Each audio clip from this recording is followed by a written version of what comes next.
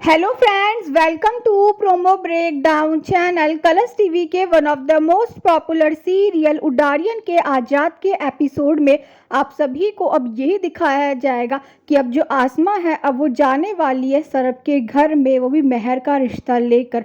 जो आसमा है वो तो सरब की माँ से सरब और मेहर के रिश्ते के बारे में बात कर रही होगी, पर अब सरब की माँ को तो ऐसा लगने वाला है कि जो आसमा है वो तो लियो और मेहर के रिश्ते के बारे में बात कर रही है। तो यहाँ पर होने वाली है सरब की माँ को बहुत बड़ी गलतफहमी। और अब एपिसोड में ये भी दिखाया जाता है कि अब जो आसमा है अब वो तो घर वालों को ये बताने वाली है कि कल सरब के घर वाले आ रहे हैं शगुन लेकर।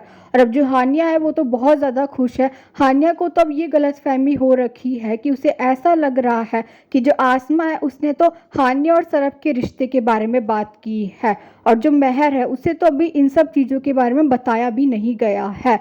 और अब एपिसोड में ये भी दिखाया जाता है कि जो हानिया है अब वो तो मेहर को ये बताने वाली है कि वो किसी से प्यार करती है।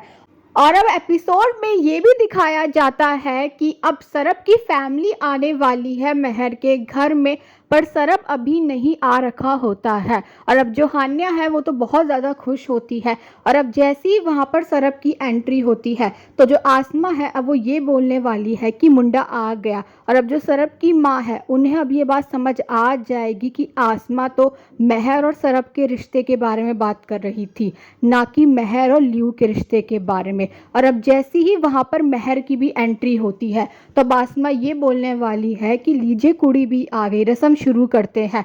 और अब हान्या को भी ये बात समझ आ जाएगी कि जो आसमा है वो तो सरब और मेहर के रिश्ते के बारे में बात कर रही थी। और अब एपिसोड में ये भी दिखाया जाता है कि मेहर और सरब तो एक दूसरे को देखकर शॉक्ड हो चुके हैं। और अब ये भी देखना इंटरेस्टिंग होगा कि आगे जाकर सीरियल में और कौन कौन से ट्विस्ट आने वाले हैं। Thanks for watching.